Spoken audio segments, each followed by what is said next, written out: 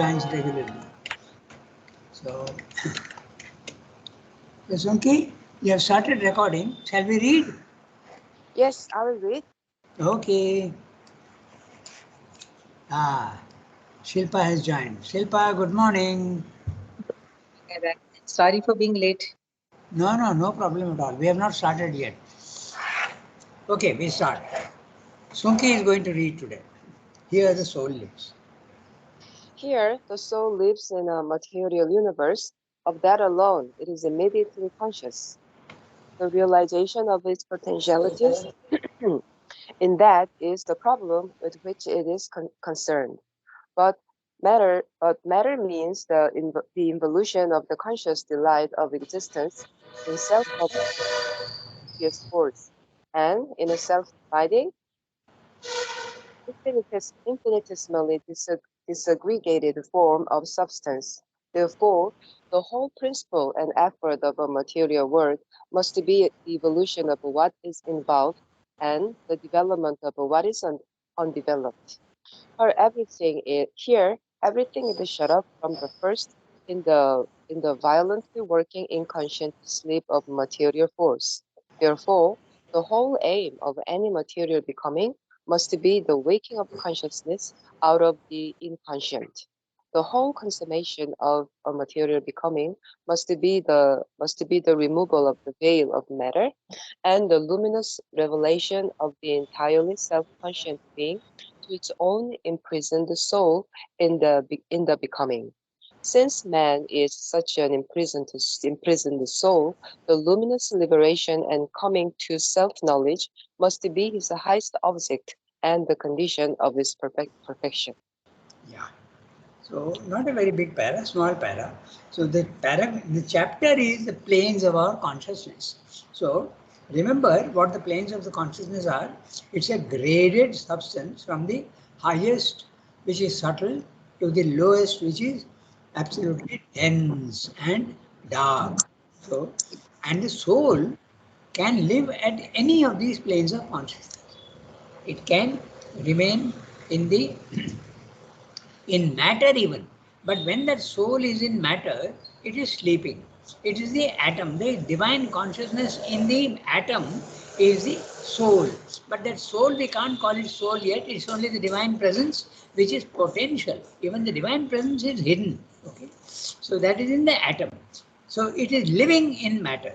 Then when it comes up into it graduates to the next level. Okay, we spoke of all the levels, all the worlds, 7 worlds. When it comes to the second one, the vital, the soul graduates a little bit and becomes slightly more conscious of what it was or what it is in the animal. Okay, so it is still living there.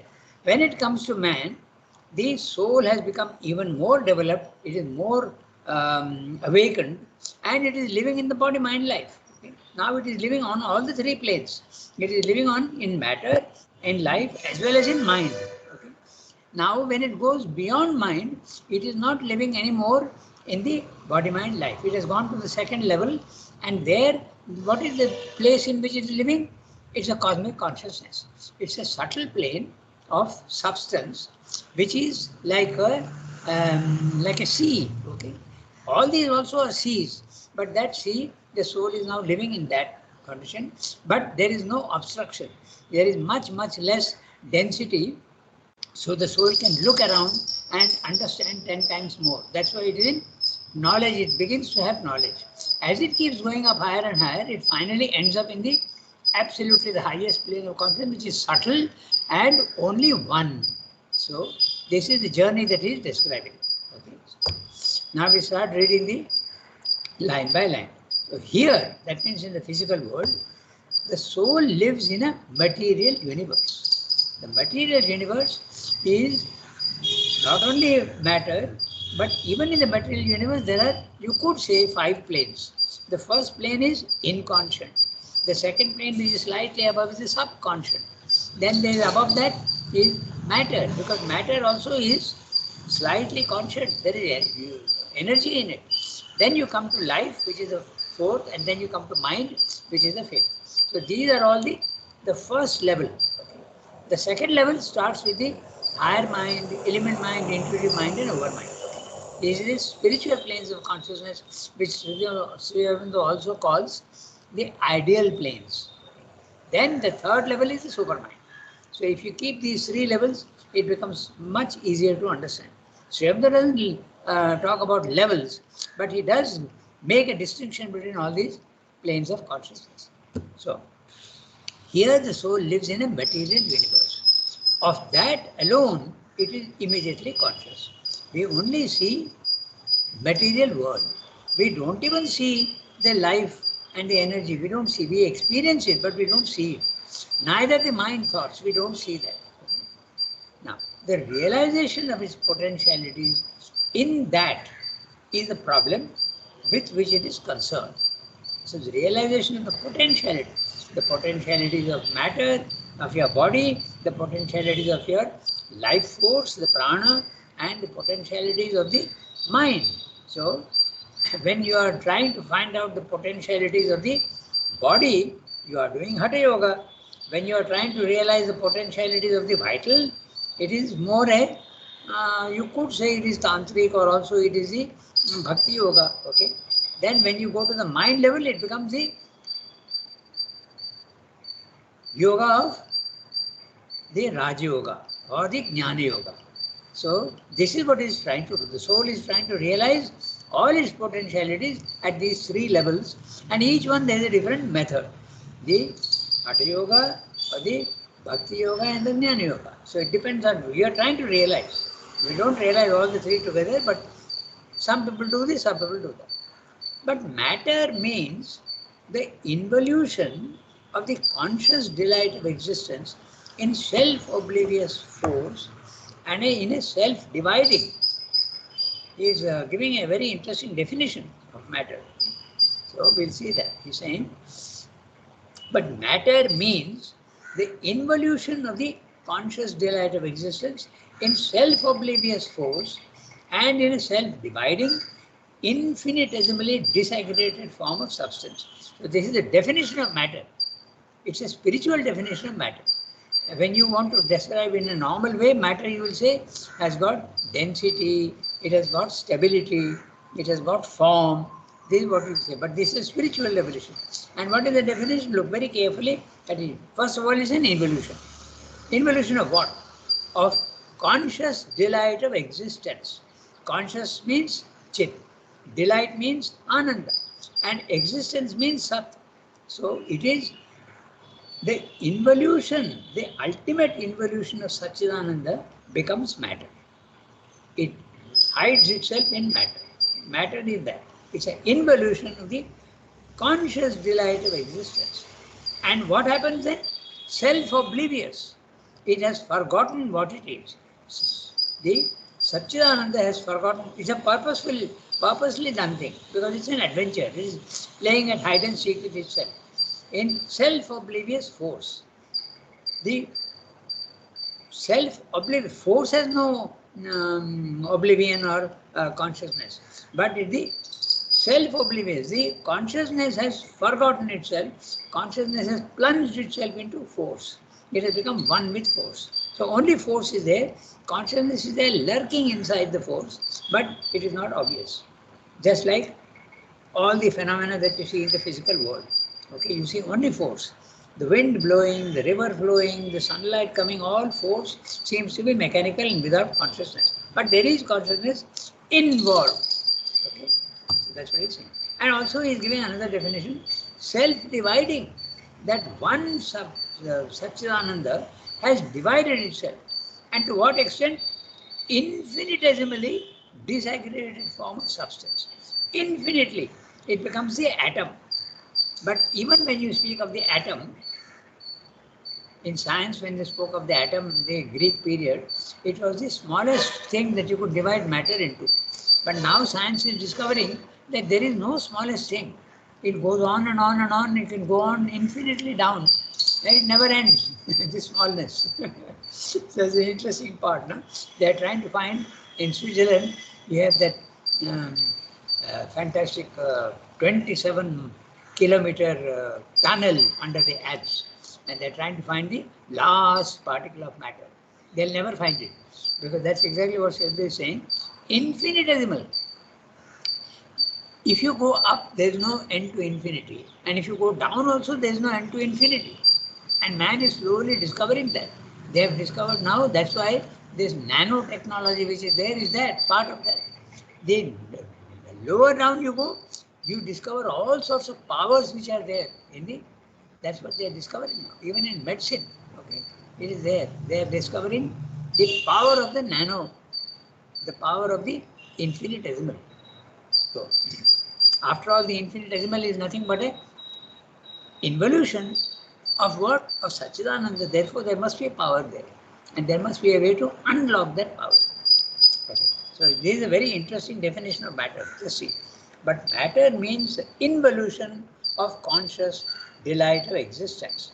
Chit, Ananda, and substance. In self-oblivious force. It's not that force is being excluded. He is including force also, but now force has taken over all the other things. Consciousness is hidden in force, delight is hidden in force, and substance itself also is hidden in force. It becomes only force. Okay. The substance itself becomes force in a self-dividing, infinitesimally disaggregated form of substance. Therefore, the whole principle and effort of a material world must be the evolution of what is involved and the development of what is undeveloped. Very clear statement. Because why should there be an effort at all? Because the Satchidananda is divine and it wants to go back to the original state of infinity. It does not want to be imprisoned in matter, which it has created itself, because it is playing a game with itself. So that's what he's saying. Therefore, the whole principle and effort of a material life,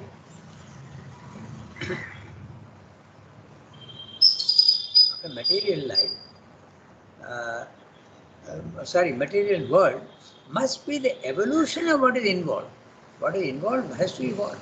And what is developed, what is undeveloped has to develop.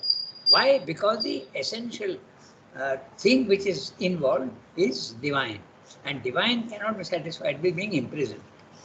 Here, everything is shut up from the first in the violently working inconscient sleep of material force. Now, this is a very interesting thing, what he's saying. It is inconscient and it's a sleep. Okay? But yet it is violently working. It's a contradiction. Na? So, inconscient sleep, when you're sleeping, you're certainly not doing any violent jerking movements. So, inconscient sleep, because what is the sleep of what? Sleep of consciousness, sleep of ananda. Okay? But which is violently working? Force. Force is violently working and it has kept under its heel consciousness and ananda. It is saying, you remain down, I am going to dance the Tandava Nritya. The force is working havoc, okay, and keeping consciousness and ananda down. So this is what he's saying. Violently working inconscient sleep of material force. Another definition of matter. Very interesting. So you have got two definitions of matter. Therefore, the whole aim of any material becoming means again the physical world. Remember, being is the higher world and becoming is the lower world, because becoming implies movement, okay, transience, constant movement, energy. Material becoming must be the waking of consciousness out of the inconscient. That which is sleeping has to awake. And even at our level, when you are sleeping, you are not conscious fully. And when you wake, you become conscious of your surroundings. Okay? The whole consummation of a material becoming must be the removal of the veil of matter and the luminous revelation of the entirely self-conscious being to its own imprisoned soul in the becoming. Okay? The whole consummation, the goal, and the successful completion of a material becoming, not spiritual becoming, material becoming in the world must be the removal of the veil of matter. Matter is hiding your consciousness and your ananda. That has to be removed.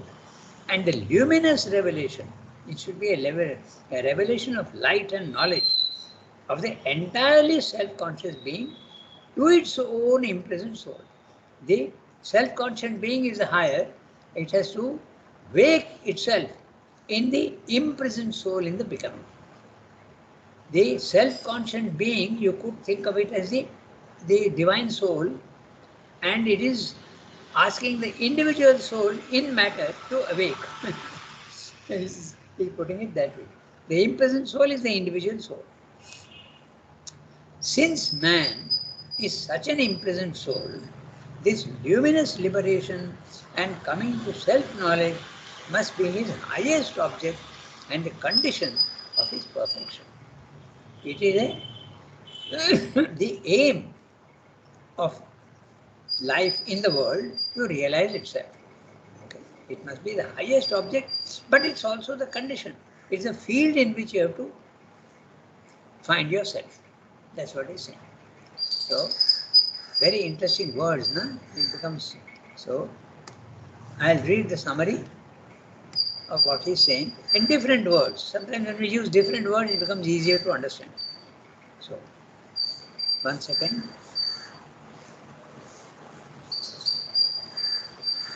Yeah. So now, in the physical world, the soul lives in the body, life, and mind, and it is conscious only of that field. It is not conscious of other higher fields. It is the field where the human senses operate in a very limited manner. But the soul here in the physical world, deeply asleep in inconscient matter, has to realize its potential of innate divine nature. It has to realize that it is divine, but it is sleeping. That is the soul's immediate concern. But matter is the self-involution of Satchidananda in the conditions of self-oblivion and infinite division of substance. So the two conditions in matter is infinite division and also infinite oblivion. You have completely forgotten what you are. Therefore, the whole purpose of life in the material world is the evolution of whatever is involved in the dense obscurity of matter. That which lies hidden in the darkness of dense substance, undeveloped, has to be developed fully. How is this to be achieved? By the removal of the veil of material and the release of the luminous soul out of the prison house of body, life, and mind. And all this is to be done in the becoming itself. This is Srimad is adding. Okay? Because the Mayavadin and the Buddhists don't want to be interested in the becoming itself. It only wants to escape. But Srimad is saying you escape, but then you come down and do all this, find yourself in the becoming. That means in the physical world. Okay? Not elsewhere in a static plane far above, which the Buddhist is doing and the Mayavadan is doing. They are satisfied only with remaining up, not down. They want to go to the first floor, second floor, third floor. They are not interested in the ground floor. But Srindra is saying you have to come down into the ground floor, open all your doors and windows, let the light come in, and let the air also, fresh air also should come in, and the ground floor must be as beautiful as the higher floors. That's what he's saying. And this work of perfection has to be done here itself in matter. This is the Sri Aurobindonian outlook. Whereas the others are saying, no, no, no, no, ground floor, no, impossible. You have to go to the first floor, second floor. Okay. So that completes the para. So now we read the next para. Rangatan. Yeah. Okay. Go ahead. But the limitation of Yeah. a material universe. But the limitations of a material universe seem to be hostile to the proper accomplishment of this object, which is yet so inevitably the highest aim of a mental being born into a physical body. First, existence is formed itself here, fundamentally as matter. It has been objectivized, made sensible and concrete, to its own self-experiencing conscious force in the form of self-dividing material substance, and by the aggregation of this matter, there has been built up for man a physical body, separate, divided from others, and subject to the fixed habits of process, or, as we call them, the laws of inconscient material nature. His force of being, too, is nature or force working in matter, which has waked slowly out of inconscience to life and is always limited by form, always dependent on the body, always separated by it from the rest of life and from other living beings, always hampered in its development, persistence, self perfectioning by the laws of the inconscience and the limitations of bodily living. Equally, his consciousness is a mentality emerging in a body and in a sharply individualized life. It is therefore limited in its working and capacities and dependent on bodily organs of no great consequence and on a very restricted vital force. It is separated from the rest of cosmic mind and shut out from the thoughts of other mental beings, whose inner workings are a sealed book to man's physical mind, except in so far as he can read them by the analogy of his own mentality and by the insufficient bodily signs and self expressions. His consciousness is always falling back towards the inconscious, in which a large part of it is always involved. His life his life towards death, his physical being towards disaggregation. His delight of being depends on the relations of this imperfect consciousness with its environment based upon physical sensations and the sense mind. In other words, on a limited mind trying to lay hold on a world external and foreign to it by means of a limited body, limited vital force, limited organ. Therefore, its power for possession is limited, its force for delight is limited, and every touch of the world which exceeds its force, which that force cannot bear, cannot seize on, cannot assimilate and possess, must turn to something else than delight, to pain, discomfort, or grief. Or else it must be met by non-reception, insensibility, or if received but if received, put away by indifference. Moreover, such delight of being as it possesses is not possessed naturally or eternally like the self delight of Satchidanand, but by experience and acquisition in time, and can therefore only be maintained and prolonged by repetition of experience, and is in its nature precarious and transient.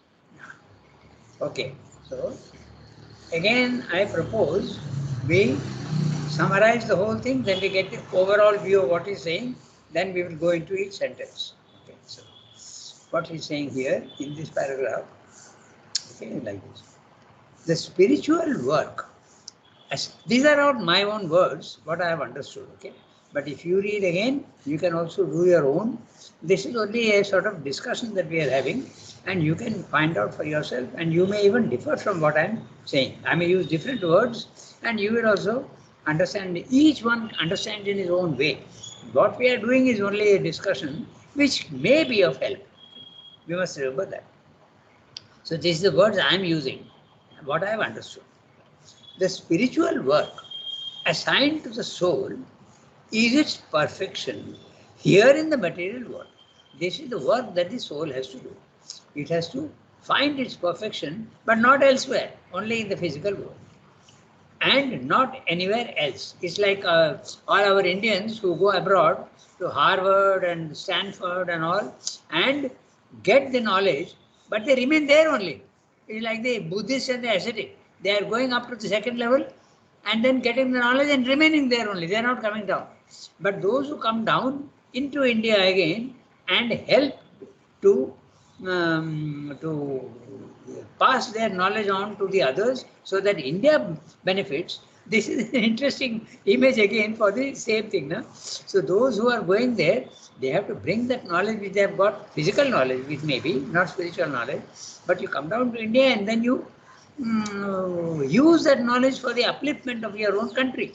And your own country here is the physical world. Okay. So that's what Swami is saying.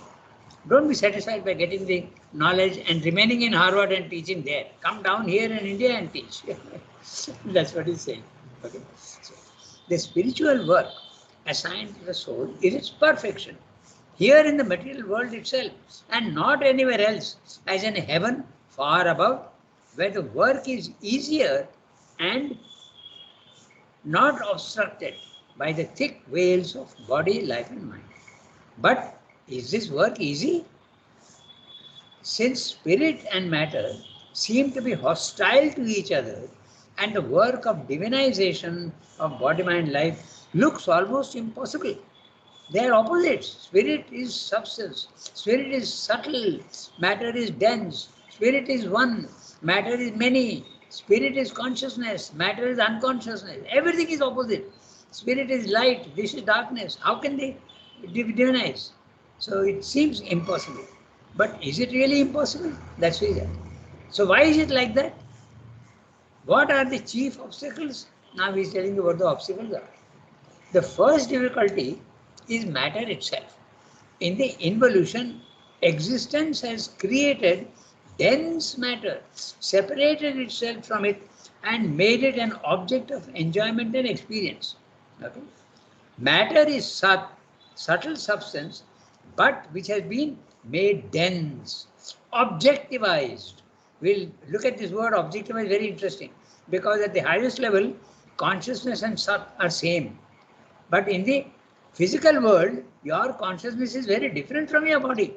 It has been objectivized. The consciousness is subject and the body is the object. It has become separated and divided infinitely, and these infinitesimals again co-aggregate into molecules, and these products produce living forms. When the atoms become molecules and come together, aggregate, they produce living tissue, and living tissue gives rise to living forms. These living forms undergo the process of disaggregation leading to death. That's okay. There is a slight progress, but it is still subject to disaggregation and death. That means what has been aggregated can also be disaggregated. It is not fully free. Just as each physical form seems to be distinctly separate from others, although really essentially the same, similarly, each living form feels itself to be separate from others. Not only is each living form limited in power within itself, but also it is limited from outside by being chained and restrained by the body of matter.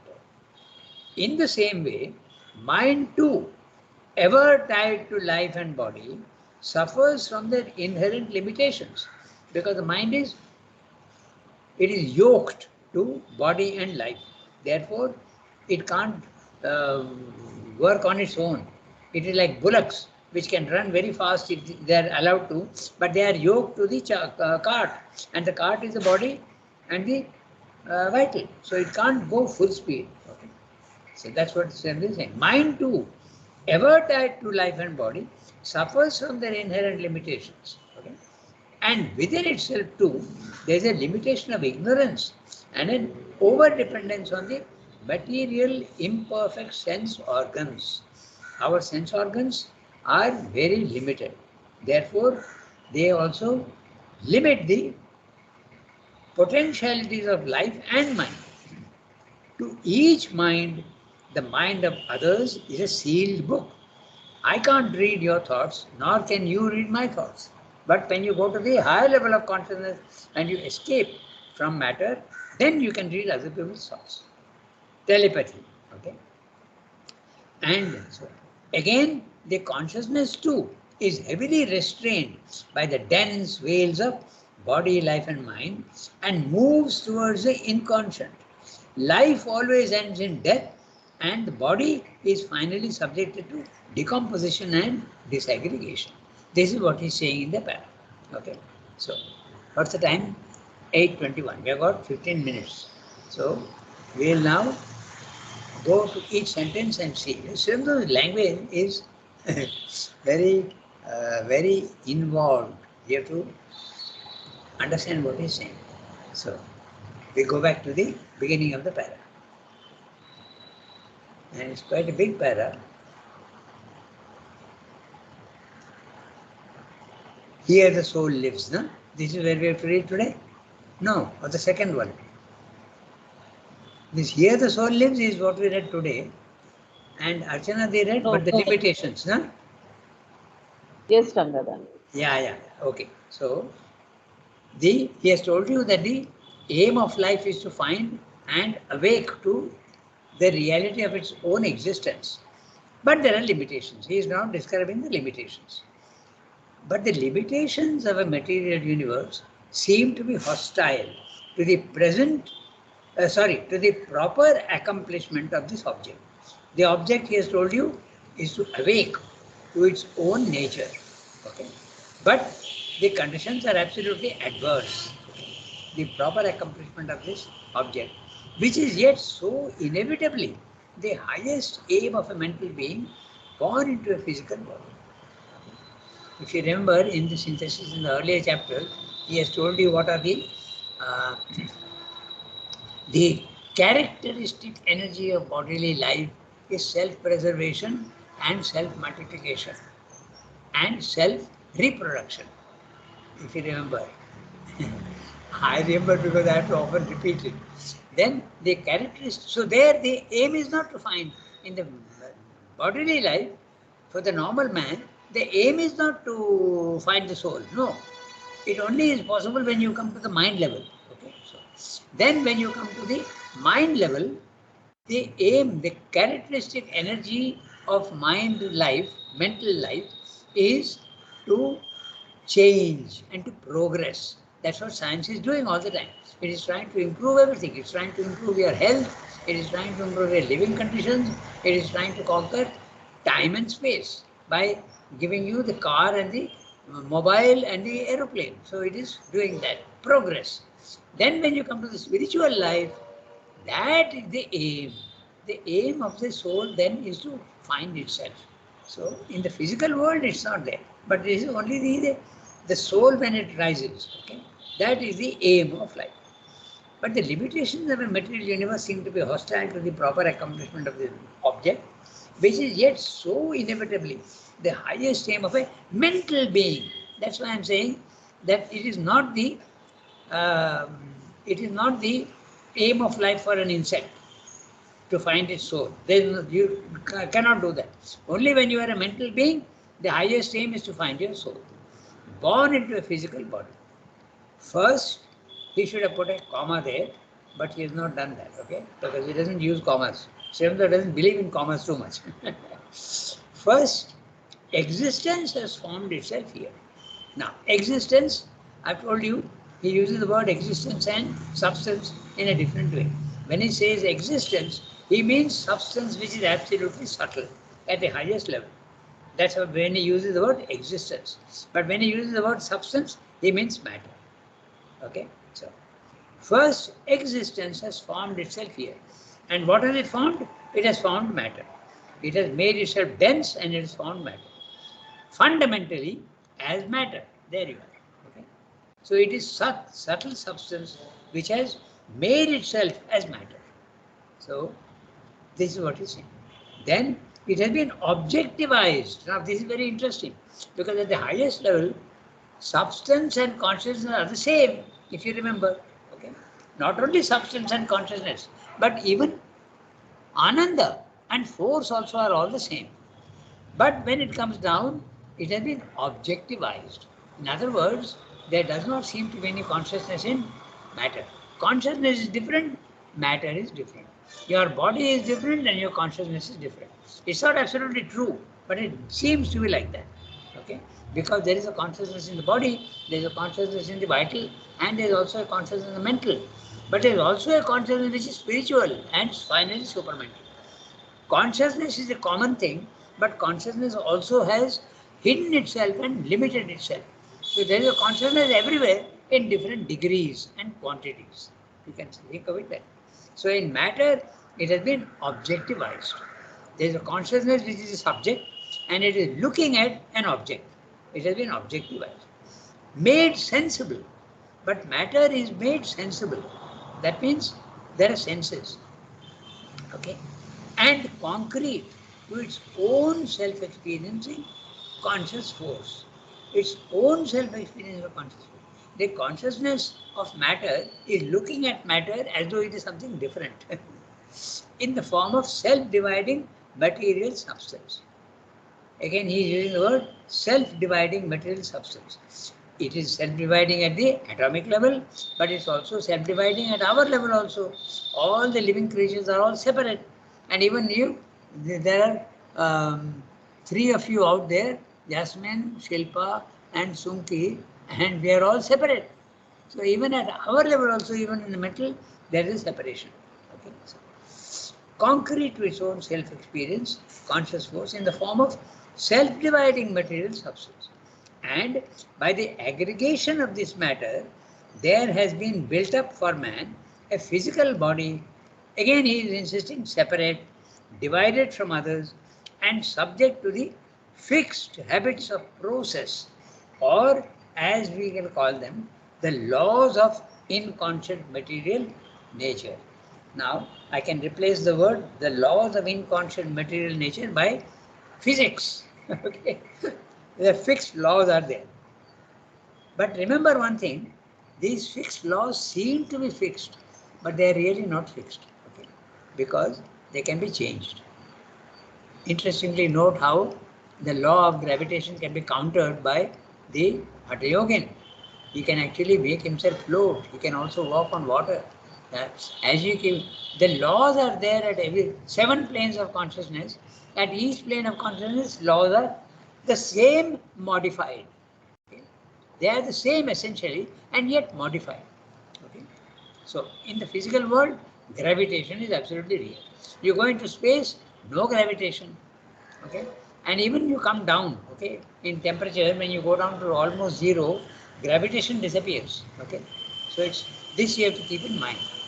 As each plane of consciousness has got its own laws, so it seems to be fixed laws. His force of being, too, is force of being. He's talking about the vital. Two is nature or force working in matter. So, in the physical world, force is there, but there can be also force outside matter. No? There can be spiritual power which is outside matter. But in the world, this force, energy, is working in matter. We know. Again, examples are very, very clear. There is um, the sunlight is coming and it's working. It's got energy in it. It's a force and it's working here in the physical world. Okay? The which has wakened, which has waked. We would have said awakened, but simply saying which has waked slowly out of inconscience to life and is always limited by form. So life is coming, but is limited by form. Form means the physical form. Always dependent on the body, always separated by it from the rest of life and from other living beings, always hampered in his development, persistence, self-perfectioning by the laws of the inconscience and the limitations of bodily living. Okay? So all these things are there, mind is there, life is there, but they are hampered because they are working in matter. That's what he's saying. We have read the summary, so now it should be clear. Okay. So, by the way, this is very interesting. I am making a slight diversion, which has waked slowly out of inconscience. Okay. Now, all over the world, a new word has come into English. It's called woke. You'll see when you are reading newspapers or other, you'll see people are using woke. W-O-K-E. You see, past tense of waked, and it is used in a very interesting way. Okay. The language also is going on changing. Not only events are happening, but even language is going on changing. So I won't go into that. I'm just mentioning that because it's quite funny the way they use words. For instance, if you ask in India, how are you? They will say, I am very well. But if you ask that in Europe or in America, they say, I am good. So in India, also we have started saying, I am good. But good is not well, it's quite different. But language goes on changing. No? Interesting. So when I heard first Instead, time, hello. yes, tell me. Tell me. Instead of the word waked, awaken is also another word. Which one? Awaken. Ah, yes. Awaken. Yeah, that's right. That's right. Awakened. Yeah, that's right. There's so many. Sometimes there are different past participles also. Okay, so I go on. We have got 3 minutes more. I don't know how far I can come, but so this is what is always hampered in his development. Now, equally, his consciousness is a mentality emerging in a body. He spoke about life, now he's speaking about mind. Okay? Equally, these are the difficulties that he's talking about. Okay? He told you now what are the difficulties. So equally his consciousness is a mentality emerging in a body and in a sharply individualized life. Life can be non-individual, it can be universal, but in every individualized, it is life which has limited itself to the body. Okay, so individualized sharply. Okay, because I don't know the life of others. It is therefore limited in its working and capacity and dependent on bodily organs of no great competence. So, Sharma is speaking very, very clearly. He could have said imperfect, but he's saying of no great competence. There is some competence. You can, eyes allow you to see, ears allow you to hear, but not everything. No? So, of no great competence. And on a very restricted vital force. The vital force can be huge. It can be like the sun, the vast energy, okay, or the comet traveling at 100,000 miles per second, if you want, or per hour, okay. But all this in the individual, very restricted force. It is separated from the rest of cosmic mind and shut out from the thoughts of other mental beings. We don't see other people's thoughts, although essentially it's the same thing, except in so far as he can read them by the analogy of his own mentality and by the insufficient bodily signs and self-expressions. You can understand other people's thoughts by their bodily signs and self-expressions. But telepathy does not depend upon the expression on your face. Okay, so this is what he's saying.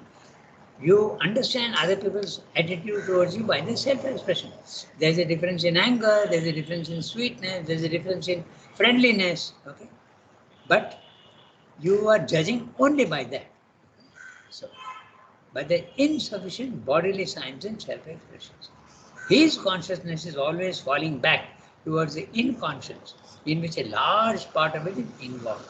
You have a body, and your consciousness is constantly falling back into the normal physical life. His life is also plunging downwards, falling back towards death. He is repeating, he is not repeating the word falling back, but you have to say that. His life is falling back, is always falling back towards death. His physical being is always falling back towards disaggregation. His delight of being, now he has come to delight. He is talking of life, then he has spoken about mind, now he is speaking about the delight. His delight of being depends on the relations of this imperfect consciousness with its environment, based upon physical sensations and the sense mind. Remember, the sense mind is your manas. That part of the mind, Shem also calls it the physical mind or material mind. That part of the mind which only interprets your sense data. In other words, on a limited mind trying to lay hold on a world external and foreign to it, by means of a limited body, limited vital force, limited organs. This is the difficulty that the soul has to face. It is constantly being faced by limitation everywhere. Therefore, its power for possession means mastery, is limited. Its force or delight is limited. And every touch of the world which exceeds its force, which that force cannot bear, cannot seize on, cannot assimilate and possess, must turn to something else than delight, to pain, discomfort, or grief. Or else it must be met by non-reception, insensibility, or if received, put away by indifference. Okay, yeah. This last bit, we will do it again because very interesting. We have discussed this before, but I want to relate it to what we have already done. Okay, what is meant by non-reception? Insensibility. or if received, put away by indifference. He's talking samatha. Okay? Moreover, such delight of being as it possesses is not possessed naturally and eternally like the self-delight of Satchidananda, but by experience and acquisition in time, and can therefore only be maintained and prolonged by repetition of experience, and is in its nature precarious and transient. Now, what does he mean by prolonged by repetition of experience? He is talking of rebirth. Okay? Because one individual being is subject to disaggregation and death. But how can you prolong that the soul's life? By repetition of experience. So prolonged by repetition of experience is reincarnation. That's what he's talking about. See how complicated the words, but we have to interpret it correctly. Okay. The existence of the soul can be maintained in the physical world because there is death. It can be maintained and prolonged only by repetition of experience. And repetition of experience is nothing but reincarnation and is in its nature precarious and transient. Okay? We stop here today, but you can see how the use of words instead of though, you have to get behind the words and understand. So, maintained and prolonged by repetition of experience is nothing but reincarnation. But you have to understand that. So, it takes a little time to understand those language. So that's why I go into detail of words. Okay? So we stop here today. What precarious? Pardon? Precarious. What? There is always danger now of your being dead. It's very, very, you never know what is going to happen. Okay?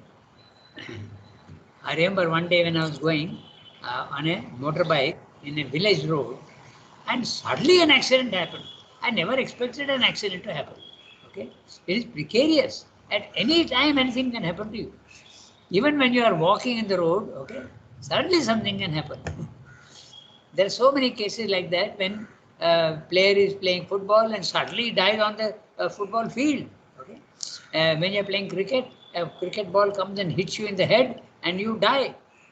So precarious. Existence in the world is precarious. Precarious means uncertain and transient also. Even if it is not precarious, it is transient. One day it will disappear. Okay. All right. So let's stop here today. But as I told you, next time I want to redo that last bit. Okay. So page 450, 451, we will redo the last bit. Merci beaucoup. Okay. Au revoir, everybody.